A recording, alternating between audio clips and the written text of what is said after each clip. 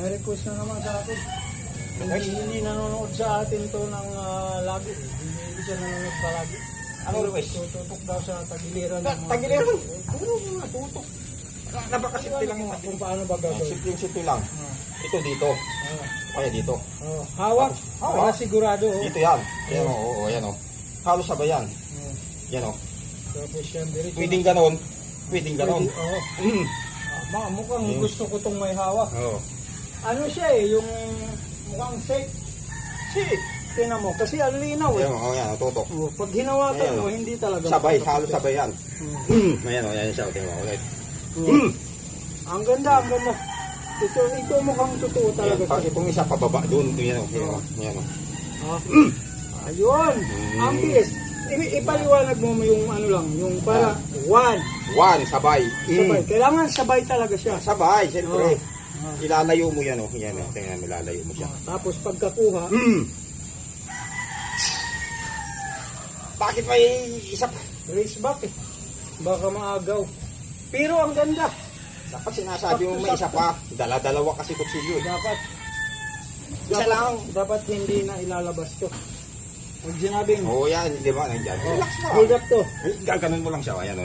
Malayo na di ba? Nandiyan na siya. Layo na nga. Ang ganda. Yung sinasabi ko. Ito lang ang problema. Pag ubod ng gulang yung hold upper, Ayan.